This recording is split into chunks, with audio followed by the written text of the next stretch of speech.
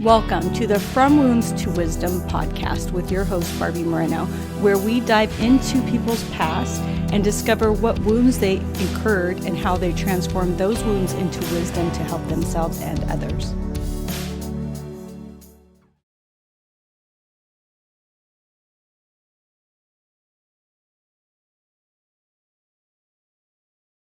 Welcome to the From Wounds to Wisdom podcast. I am your host, Barbie Moreno. My guest today is Sheila Andres. She's a trusted advisor, progress expert, speaker, and author with years of hands-on experience helping build a business from the ground up.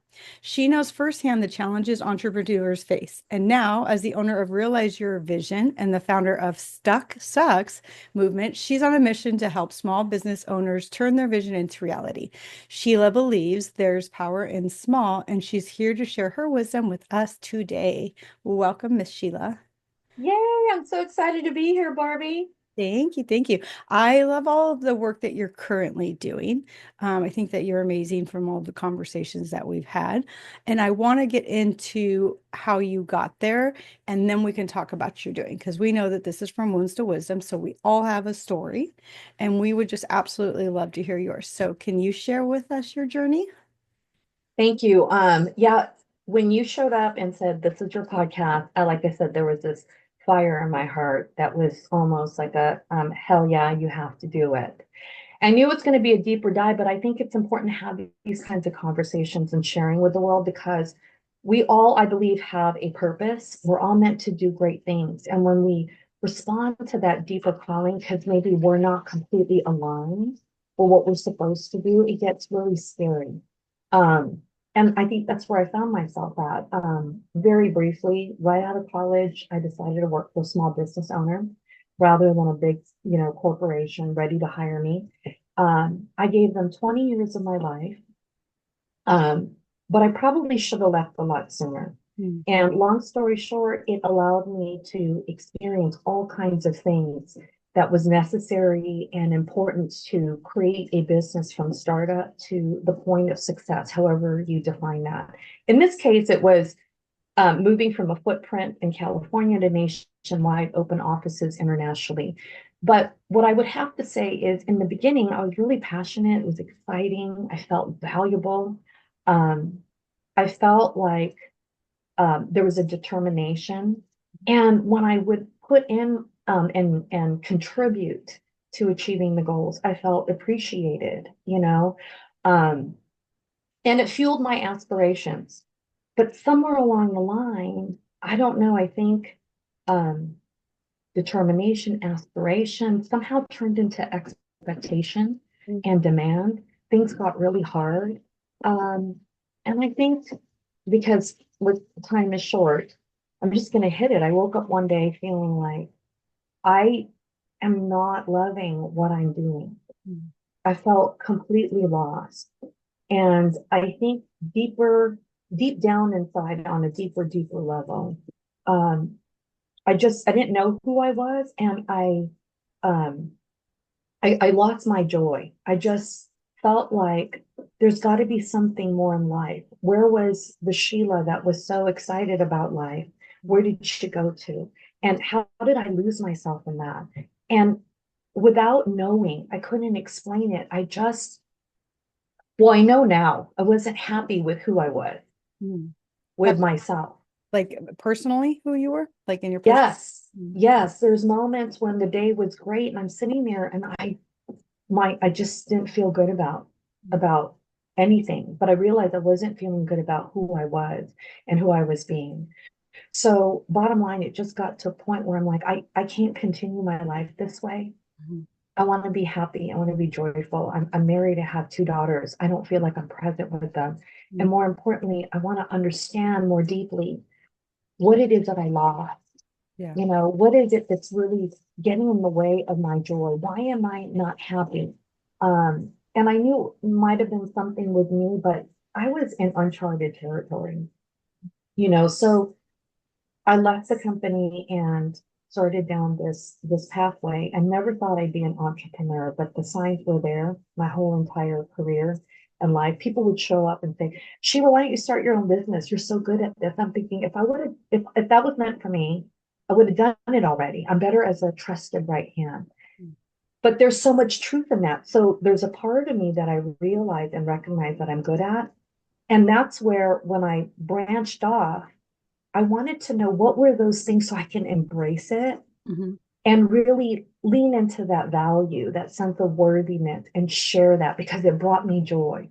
But I also want to know what were the other poo-poo stuff, the stuff that maybe was pleasant and I had no idea what I was stepping into because unfortunately in the 2 decades I, invested my life in this company, there was no reinvestment in me, in my own personal self-development. And that was a space where when I decided to start my own business, it opened up the path where I had to learn more about who I was, Mhm. hard truths, the good stuff and all the bad. Yep. And I think that's the place that really, really moves the needle for everyone, especially in the place of business, because it's about showing up. I think that if you were called to be an entrepreneur, you need to embrace everything about you with confidence, the good and the bad, Yeah. so you could show up without hesitation. Yeah. And So, there's something about aligning with your truth that brings out authenticity. That's really what I wanted to say. and also, like when you started 20 years ago, you were a different person, Oh, yeah. right? Or more than 20 years, but the 20 years that you started, like when you Yeah. started, you were a different person. So maybe it fulfilled that part of you back then. But like you said, we have to learn to leave when it's no longer fulfilling us. But that's hard, right? It is. And you know what's hard about it is because we don't know. Yeah. We don't know what we don't know. I tell so many people that, like, I'm like, can I trademark that? You don't know what you don't know. We don't know what we don't know. Yeah. But there's this strong feeling that I think if you really lean into your own gut, intuition, senses, it can't lead you. Yeah. It can't lead you the wrong way if you're being honest with yourself. And that's where I found myself stepping into a place of complete honesty Mhm. about what is it that you want, Sheila? What is it that's not making you happy? Yeah. And what might be getting in the way of your joy and success? Well, and leaning into that, I think that like from what I've experienced with talking with people is they want to do things, but there's some part of them that doesn't feel either worthy or that they don't feel like they're enough, or somebody told them that they would never succeed. And so they rely on these stories about themselves to keep themselves small. So, what have you experienced with that? What do you teach people when that's the story they're telling themselves? I was just like, stop talking about me, Barbie. Right, I'm talking about me too, don't worry. But that's exactly the crazy thing about it. Like you're so unique, Barbie. There's no one else like you in the whole wide world. There's no one like me. There's no one like anyone else. But the thing here is what holds us, I think, in similar or connected in some way is that our journey opens up to address everything that you just said. Yeah, There is something in our life and the beliefs, the experiences we went through that have dimmed our light, we didn't know it, right. that have made us small, second guess us. There's voices in our head that I didn't even realize how abusive and nasty my negative Nelly was Yes. until I took a moment to really sit there and say, if I want something different, then I need to start opening my eyes and ears to the things that I'm not seeing or hearing. And, right there, that sense of unworthiness, you go down your path, who knows how it's going to open up for you. So that's what's beautiful about it. It's like your journey is so unique to you. But it's also scary. Oh, it's so scary. Yeah. But when we desire for it and we find that courage to just show up, um, get into a space where maybe truths will be made known. The learning becomes, the growth. Mhm. That's the part scary, but you don't even know what you don't know. So you stepped into it, you may not even realize it, but when it hits you, that's where it's hard. And one of the things I wanted to say was that feeling of unworthiness. I worked predominantly in an industry of men. Mhm. This whole journey allowed me to see, oh my God, my ego, I didn't even meet her until um, Oh my, so I'm going to get really real here. After I turned 50, Yeah. you know, and the sense of unworthiness, even when I was smaller, I remember when I started to listen, I would remember my mom saying, like when people would compliment you, Hmm. oh, you look nice today, or you did well. I had a hard time receiving the thank you or affirmation with just grace to say, thank you in return. You Yeah. know, like, oh, you look nice today. Thank you so much. Or you did really well. Thank you. I would somehow try to dismiss it Yep. or be like, no, it's not a big thing or anything like that. I couldn't receive and I didn't understand what that was all about. Um, and really hard truth too is, ego, it's the need to control, look good, and be right. Right. Well, it took me years to even know what that looked like, what that felt like, how it showed up for the aha moment to hit. And so, if we stay steadfast and committed to saying, I know there's got to be more. I want to be free. I want to feel good about myself. I know I have value and I want to fully embrace it and I want to share it with the world. Well, these are the things that kind of end up holding us back. But if we stay committed to go, I want to overcome that, you'll see that there's little things in life. I always say, I think you get what you need Mhm. when you need it. Some will be a bigger aha, and in some cases, it might be little things that starts to open up your perspective on things, Right. so that when the next teaching or lesson comes, you've been positioned to be able to receive it and learn even more. So I feel like my journey has been these little moments, either a conversation, coming into a workshop or whatnot, that just little by little started to, people say, peel back the onions, or in my case, pull off the blinders little by little, Right. until one day it made sense between connecting what I heard in my head to how I felt in my heart to the experiences and memories I remember to recognizing this truth of, unworthiness and what does that really mean. And Right. then when it all came together, it's like your mind is completely blown and your heart wants to just explode. And it's a journey. I think that a lot of people want things immediately. In my course, From Wounds to Wisdom, I teach people that it takes a long time to retrain yourself. But once you do, then those habits become normal. It was like it sounds silly, but I was earlier looking at my dishwasher and I was like, I'm so grateful I have a dishwasher.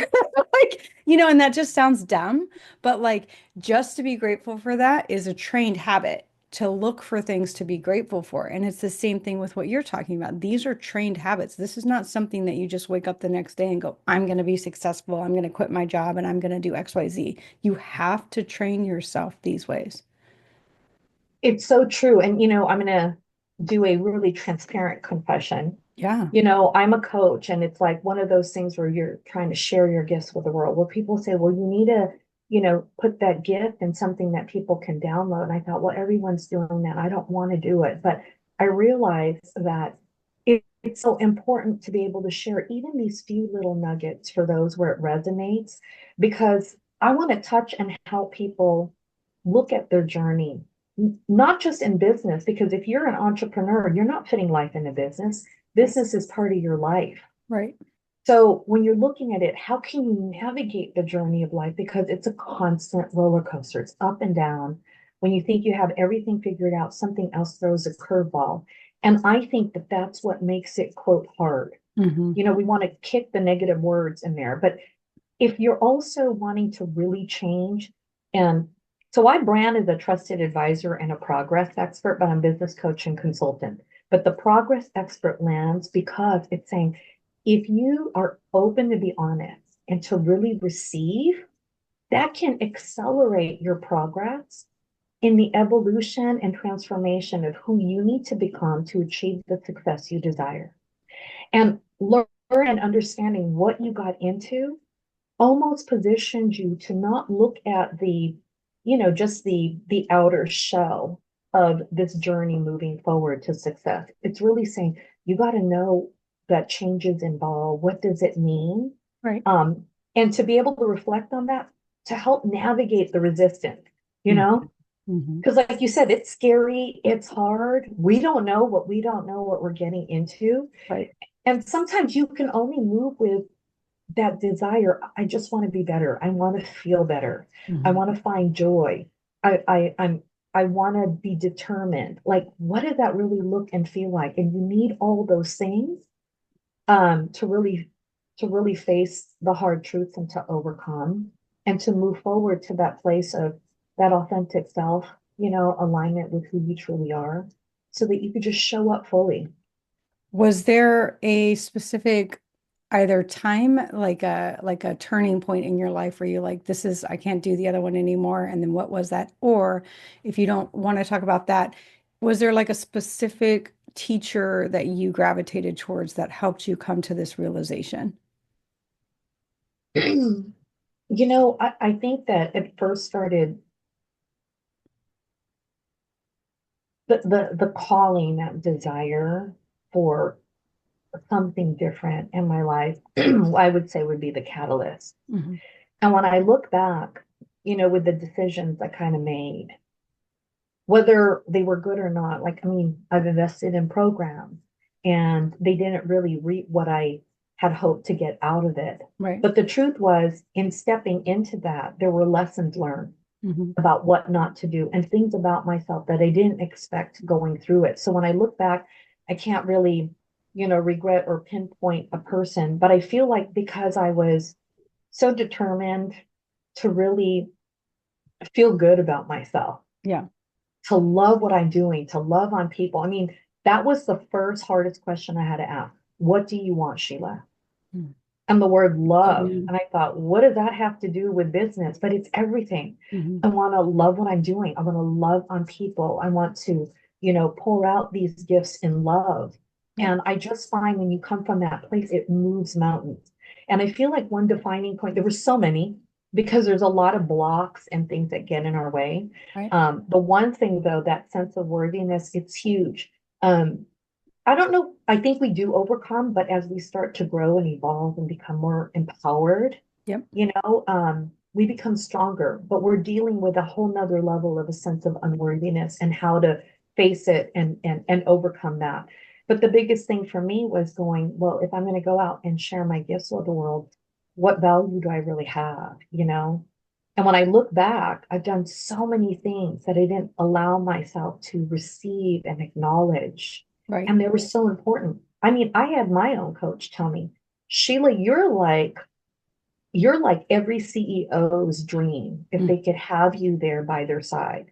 Because it's the truth is, like, if they're everywhere and creative, I can help them get grounded and focused so that they can get traction. Right. If they have all these ideas and know what to do, but they're not moving on it, I can ignite passion.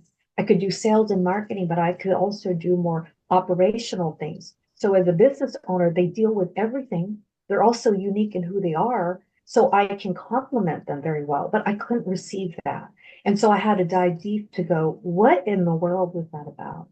And there was one, I can't remember when it was, but they were saying, think about a thought that you had when you're addressing this thing. It may not have been unworthiness, but what surprised me was don't ignore what comes to your head, because Mhm. even if it doesn't look related, it probably is.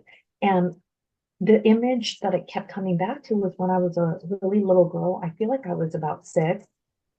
And my parents, they were first generation to come and establish themselves in the US. Well, they needed help. It was just my mom and dad, and they needed help. So there was me, I have a younger sister, and they decided to send us back to the Philippines for 1 year so that they can get settled Right. and then have us back. And I remember so vividly, I was so young, but I could not vocalize what I'm about to share, but I can still hear it till this day. And what was running in my head was, you know, why do you have to send me away? Mm. Don't you love me? Mm. Am I not important enough? Why can't I be important enough? Why can't you love me enough to stay? And you're 6. How do you say these things? You probably throw a tantrum or do that. But I remember staying silent because I didn't know how to process the thoughts and the feelings that I had, let alone voice it. The other thing that came to me was saying, no, you're a good girl, Sheila, and good girls need to obey. They need to listen to their parents. So if they know best and they need to send us away, then trust that. But I felt like I wasn't important enough. I Right. wasn't and loved enough and therefore could easily be sent away. Well, I had no idea I had held on to that for so long. And bottom line is when that that truth surfaced, I started to see how it kind of permeated and really spread through other areas and aspects of my life. And so it was coming to that place where how can I heal that so that it can change, the way I think, how I feel, what I do in all these other areas. And I already knew that there's a sense of freedom from that, Mm. to feel that sense of worthiness and to let go of that negative and belief in that lie, Yeah. you know, but to accept it that it is a lie, it took me like 2 minutes to be like, so these are the stories you're talking about? Like people are like, what are the stories you're telling yourself? I'm like, Right. once upon a time, I don't know. It took a process and enough exposure to the place of personal development and transformation to even understand that language, to even connect with it, and then connect it to, oh, that's what the story means, you Yeah. know? And that's how it's been showing up in my life all this time. Yeah. Yeah, yeah. What are your tools? Do you have daily rituals, practices? Like, how do you keep yourself in a positive space? Um, you know, it's crazy because every time I got to a quiet place when things got so hard, even at work, they kept throwing me things. At the corporate job I was in, they kept throwing me things that I had never done before. Actually, the company never done before. And I want to preface that by saying that at an early age in my career, the owner gave me part of the company. And I took that to mean that I have a responsibility Mm. to ensure that this company succeeds. So when there were problems, that belief of that ownership, I didn't own most, majority of the company, but that portion of it felt I was grateful for it, Right. but I turned it into this like tyrant kind of thing and didn't realize it. Saying like, well, I am part of the company. Like it's part of my responsibility to help save it or put the building that's on fire and put it out. Right. So nurturing this, savior syndrome, putting it all on myself and realizing, no, it's not my responsibility. I can only contribute, So when things got so hard, I realized when I got to a place of pretty much despair, Yeah. that I couldn't, everything that I could do wasn't working. I was just at a place where I was hitting the wall. So it really were moments of despair because I didn't know anything else to do. And I'm only working within my own experience, Right. within my own limits of knowledge in this space I'm dealing with. I've never done before. It requires new experiences and knowledge. So when I would get quiet and face that feelings of despair, I found, I don't know, clarity. I found answers. I found next steps. So I feel like I never actually acknowledged that. It was almost like this innate subconscious thing that I would do everything every time things got really hard, and it always worked for me. But it was, I didn't know what I didn't know, Right. you know? But now that I was on a path to really become more mindful and aware, I realized the value of it and what is it. So I want to touch on that because what I would tell people is this. We live in a world where it's just getting faster Yep. by the minute. Yep. Before I'm running 100 miles an hour. Now it's 500 miles an hour. Now I feel like it's 1,000 miles an hour. Mhm. And we feel like we have to get into this, the speed of moving because this is the world requires. But what happens here is if we keep nurturing that, if we keep reinforcing that kind of behavior, don't be surprised that after some time of constantly doing this in years past, you suddenly don't know how to stop. Right. And I want to help people in that space to support you to learn how to stop so you could speed up, slow down so you could speed up. Right. It goes against the grain of the world, but I'm telling you, there is such beauty, peace, joy, progress that can be gained when you can get comfortable with, even if there's a time pressure, like I don't have time to even stop. Can you get to a place where you're like, I'm so valuable and I know that I can serve myself and others more if I could just stop for just a moment, Right. clear the mind and allow the things to come into the space for just, can I just calm down, get quiet so I can think clearly? So do you practice that daily, or is this something that you do as it comes up? I feel like I'm doing it all the time. Yeah. But absolutely. And I think that's the beauty of it because I want to also share the fact that, I can come in and share tools or advice. But the truth is, like Barbie, you're Barbie. I could never be Barbie. Hmm. I'm Sheila. You can never be Sheila. And even my motto when it came to me, like, what would be your tagline? What's your brand promise if people work with you? And I'm like, succeed your way. Yeah. So I want to share what you're going through and what you're dealing with and open up that perspective so that it can create pull out some of the blinders so you could see things more clearly. And then I want to help you in that clarity to make a decision for yourself. What does it look like to stop and slow down for a minute? And it's like really embracing and supporting them from a love of true love and support for them to figure that out on their own. Because telling somebody what to do, it might help, but we can't control anything, right? We can only contribute.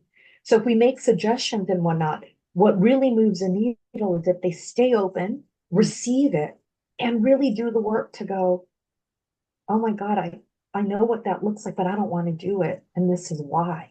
Yeah. So it makes them go deeper and starts them to think about what is forcing certain behaviors the way they think and what they feel to do it. But when they slowly start to do that, they chip away at the things that might have imprisoned them, Right. you know.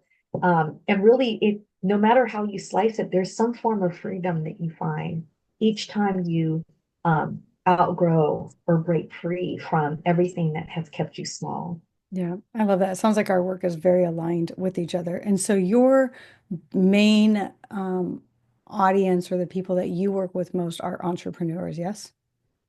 Yeah, and I think it just created that way because when I look back, there was a reason why I worked for the small business owner rather than the big company. Yeah. And as much as I've done everything from operations, customer service, sales, and marketing, I think my biggest thing was being that trusted advisor to the business owner who was a visionary, and that's a leadership role. Yeah. And so understanding the things that come in there, it was supporting them to make decisions, to feel good about what those next steps are, to be part of a team, and recognizing that in order to achieve a goal, it's more than just one man or one woman. It really involves the talent and expertise of so many different people. And that's why, so I'm taking that experience to really bring it into a place where I could use all that as value Right. in the place of business. And believe me, we all start out wanting to start a business and we're by ourselves. We don't even know that we're being a lone wolf. And that is probably one of the biggest poison you can have to your success. So, but before they can even recognize that, they have to be willing to face some truth. Like, I could do this on my own. The truth is, you can't. Everybody needs some help. Yep. Yeah. And then it's like, what can you do? And where are the parts that you're really struggling with? Right. But it's not even just knowing that, it's now understanding, oh my God, this is the process. Hmm. This is me growing and evolving. I've got to learn and be willing to invest in myself Hmm. and to receive the knowledge and the things that other people are good at so that I can grow and then let that overflow to other people that I pull into my business to help meet their vision. I have found, though, that for that to happen, you have to truly believe in yourself. And that's one of the hardest things for people because that's why small businesses fail. People start them with the idea that I could do this better or I could do XYZ, blah, blah, blah. But you have to invest in yourself and you have to be willing to invest in yourself in times when you may not have the money to invest in yourself. And then you have to say, I'm still worthy of investing in myself and moving forward. And that is a hard, hard road if you haven't done the inner work. It's so true. And here's the thing. So I'm going to say this. People might throw, I don't know, vegetables at me, their salad. It doesn't matter. But here's the truth. Somebody told me one time, Sheila, nobody pays for clarity. Hmm. Nobody pays for confidence, you know. But I'm sitting here and going, and you just said it, nobody pays for encouragement or belief. Right. But the truth is, yeah, we all need someone to believe in ourselves. And I used to hide from that because I thought there's no, that's not a six figure. I can't quantify that. But the truth is, all these things are priceless. Yep. Did you know my whole life, Barbie, and other people, I would phrase it this way. They're like, Sheila, you have so much energy. Do you know why people want to work with you? Because I want to be in that energy. And Hmm. I thought, I never saw that as valuable. Hmm. And and I'm about to say this because I'm standing in my worth and my truth, Right. not from a place of arrogance, but from a place of worthiness. Yep. I've got amazing energy. I'm equivalent to 10 people. I think I'm the best cheer squad ever. Yes. So when you need it, I'll give you that loving booty stank. You know what I mean? And almost also share, like, to believe in you, Right. but not just to be like, you got this. It's almost in order for you to understand how much I believe in you, I reflect back to you your truth about who you are and where you're at this moment.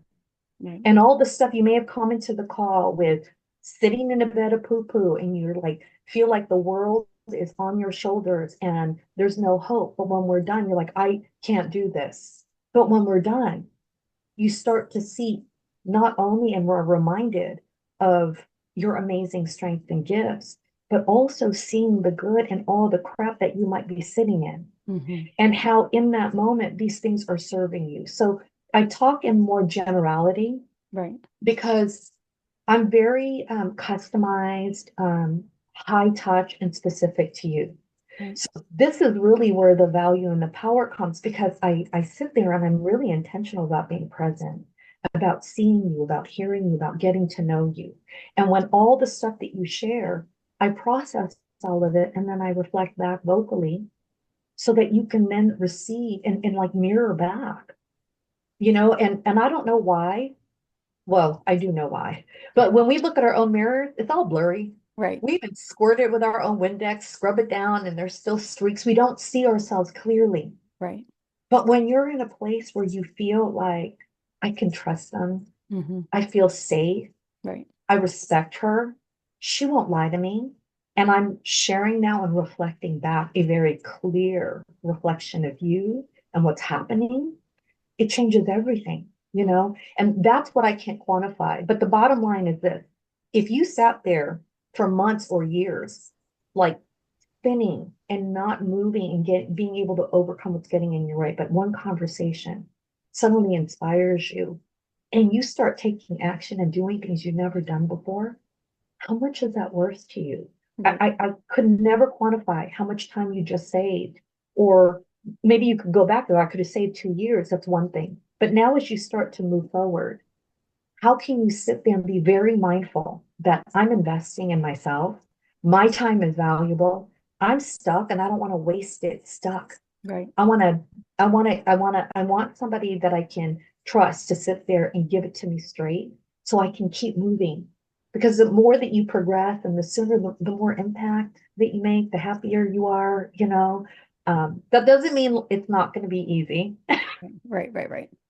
you Yeah, know. nothing that is worth it is ever without its own ups and downs, right? We go through that in general. How does one, because we do have to wrap up, how does one get in contact with you should they feel like you might be advantageous to their journey? Yeah, absolutely. I mean, you can go down to my website, realize-yourvision.com. That's REALIZE-YOURVISION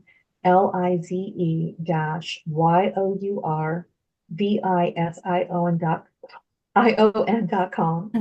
Um, there is a place there where you could schedule some time with me, and I don't want to sound cavalier or faux pas, but you're going to step into my playground and we're going to have Good. fun with your journey. The other thing here is I did recently create this little tip guide. It's very simple, just three things. But if you looked at it from its, outer shell or icing, you probably won't get as much out of it. But if you sat there and really looked at those three things, it's going to force you to reflect deeper, Love that. to understand this journey that you're on. And when you think about it and reflect back, it's really going to force you to commit. It's going to force you to understand what change means and stuff like that. So if it's something of value to you, then it's yours, and it's at realize-your-vision.com/roller coaster.